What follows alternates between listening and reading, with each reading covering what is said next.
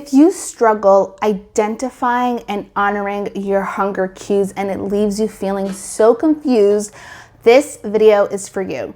Hi, I'm Rachel Goodman. I'm a registered dietitian nutritionist here to help you find food freedom, body peace, and feel and live your best life.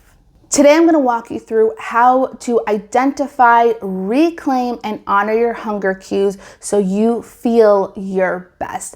I want to start off with explaining the importance of hunger cues, how it functions in the body, and how it's going to help you feel in control with food. This is important to know, understand, and be able to do because not honoring your hunger and not eating enough is the number one reason that you may be binge eating. And I see it with clients all the time, especially those who binge in the afternoon or evening. They'll come to me and say, hey, Rachel, I'm eating healthy during the day, and then I go completely out of control at night. And then when we actually look at how they're eating, they're actually under eating during the day, and therefore their body goes into urgency mode and drives them to binge eat. And it's not because they don't have willpower, it's because they're not actually listening to their cues. And many times it can be because they aren't sensing their hunger cues. So it is so important to be able to identify and honor your hunger cues. Now, what is hunger and how does it function in the body? You typically sense hunger when you haven't eaten for a while and your body senses low blood sugar. So food gives us energy. You've eaten a meal, your body breaks it down. The energy, the glucose in your bloodstream, which is the main form of energy in your body, goes up. It's kind of like a meter, like a car meter, where you fill up on gas. It's full, it's good to go, then it starts to drive and starts to use up that fuel. Just like when you eat a meal, your body breaks it down, gets absorbed into the bloodstream. This is a very simple way of explaining it. Your blood sugar goes up and your brain and body register that you've had enough to eat. Now you have the energy to go on living your life. And with time, because you're alive and functioning and working, you utilize that fuel from the food, which gets absorbed into the cells and converted to energy.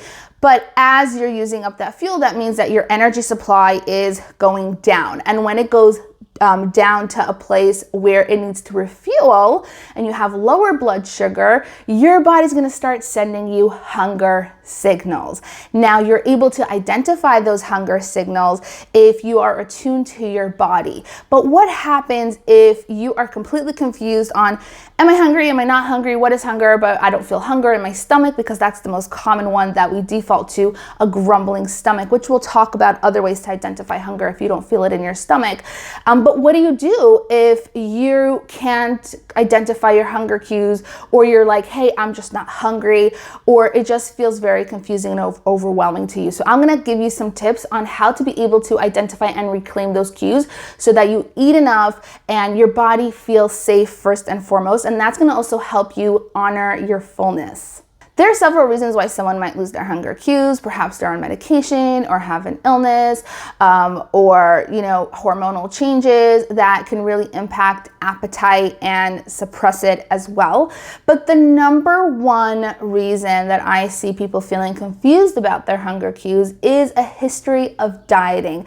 Dieting often promotes under eating or eating at certain times that have nothing to do with when your body needs to eat, but what the diet plan says. And then you get accustomed to listening to the diet, not your body, overriding your hunger cues or ignoring them. And with time, you start to lose trust. Your body also starts to blunt and adjust those cues to the way that you're eating. And so you feel like now you've lost your hunger cues, you're just not hungry. It's not that your body and cells aren't hungry, you're just not getting that cue from your body because you've been disregarding it for so long, or maybe there's stress or distraction and your body has blunted that signal even though your cells need to eat. And that's why if you don't honor that, eventually if you go on for hours and hours and hours without eating, you will feel out of control later in the day. And so it's so important for your body to feel safe by getting consistent energy throughout the day. An example that I hear often is, Rachel, I wake up, I'm not hungry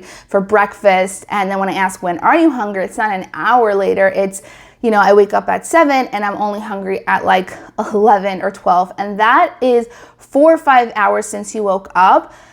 Chances are your cells are hungry, but you're not sensing that cue because you've gotten so used to blunting your hunger cues. And what could also happen is that when the body doesn't get enough to eat for a long period of time, it starts to feel stress, and you have like a low dose release of cortisol, which can initially suppress your appetite from that stress. And so really your body, for not eating for so long, creates stress in the body and can actually be even more so perpetuating that suppressed hunger. And in order to get it back, you really are going to have to use logic. If a grumbling stomach, that's the one that we clearly identify and associate with hunger. When you say I'm not hungry, you're probably thinking about your stomach when you're thinking of hunger. And so if you're not sensing those cues there, it might start to feel confusing. So number one, you might have to use logic in the beginning to set up a flexible schedule where you check in every 2 to 4 hours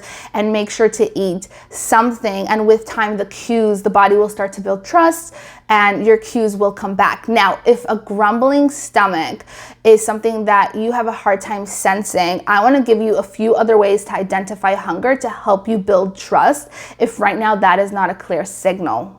So a grumbling stomach is not the only way to sense your hunger. And remember that the hunger cues that your body is getting is just a very smart mechanism from your body and your brain telling you you need to go eat. So other ways to figure out if you're hungry or not.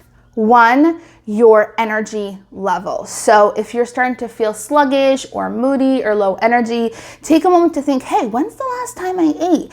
If it's been 4 hours, you definitely need to go eat something, even if it's not so clear if you're hungry or not because you're not sensing it in your stomach. Because chances are, if you're low on energy, food is energy, and it's been a while since you ate, logically, you need to go eat. And what you can do is direct experience is your best friend, where you eat a meal if you're feeling low energy and it's been a while since you ate.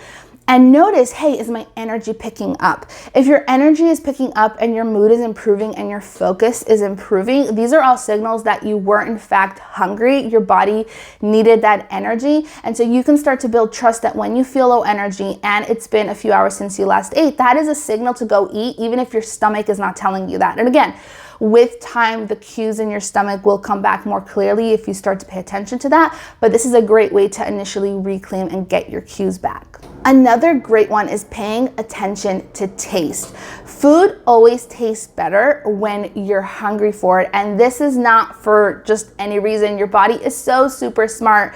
Your body creates a higher reward response to food when it's hungry as a motivator to get you to eat. Imagine if food never tasted good, was never pleasurable, you never got a reward response from it. You wouldn't be motivated to eat, and most of us just wouldn't seek out food. And on an extreme level, we just all die. So your body is super smart in sending these pleasure signals and making food taste really good, especially when you're hungry. And so if you're not sure if you need to eat or not, but logically you know it's been quite a while since you ate, it's been 4 hours or even 2 hours, sometimes you'll have an apple and then that's not going to last you 4 hours. So anywhere between 2 to 4 hours, you check in, and then using that logic, go eat something and really hone in and pay attention to the taste. If it's tasting amazing, chances are you were hungry and you needed to eat. And then keep paying attention to that taste, because as your body also fills up on fuel and gets fuller with that meal, it might still taste good at the end of the meal. It just won't taste as good as those first few bites when your body was hungry. So taste is also a great way to assess where you're at with your hunger and fullness and build that trust. A third way to assess if you're hungry is if you're starting to think about food a lot. So increased food thoughts, again, are your body's mechanism and way to get you to seek food. So if you start to notice that you're really thinking about this like delicious sandwich at the, cafe next door that you want to buy, or like something in your fridge that you want to eat, and you're just like thinking more and more about food, check in and say, hey, when's the last time I ate? Maybe this is a signal I need to go eat. Let me go get direct experience, eat the food, notice the taste, notice the energy level, put that all together and see, hey, did I actually need to eat through the direct experience? But notice how we're also pairing this with logic and making sure that you have a flexible schedule in place, that whether you feel that hunger in your stomach or not, you're going to logically give yourself some nourishment and trust that with time, it might take a few weeks, but with time, those cues in your stomach, which makes it so much easier to honor hunger, will come back. And I'll give you an example with a client who she would have a small breakfast, and then at lunchtime, she always said, "Hey, I'm not hungry." And the reason for that is because, one, she's accustomed her body to skip meal at that time. Two, stress can really blunt your hunger cues. And she was, on adrenaline with work, addressing things with her clients. And so she was like, hey, if I'm not feeling hungry anyway, and I'm busy, why should I stop to eat? And so she wouldn't stop to eat. And then by the time the evening came, she would just inhale everything that she'd see. And it's not because she didn't have willpower, it's because her body was super hungry. And the only time she was able to feel her hunger cues is when it went to an extreme.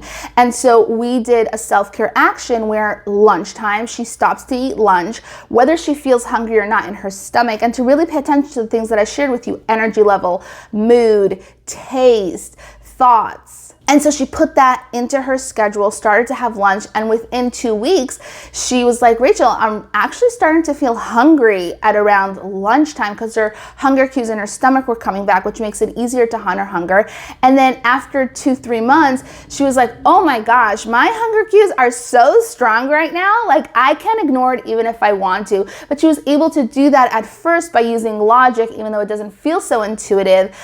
It helps you get to that natural, intuitive place by using self-care and logic through these tips, and also using other ways to identify hunger if you're struggling with feeling it in your stomach, which might ease the process in identifying your hunger cues, reclaiming your hunger cues, and feeling confident in honoring them and feeling your best, which will ultimately help you feel so much more balanced with food and around food when your body's not in a state of urgency and hunger. So to summarize, if you struggle with identifying your hunger cues, first and foremost, set a self-care schedule using logic of being flexible throughout your day and consistent throughout your day in having meals set up in a way that works for your schedule, but definitely checking in every 2 to 4 hours and having a meal or snack as needed.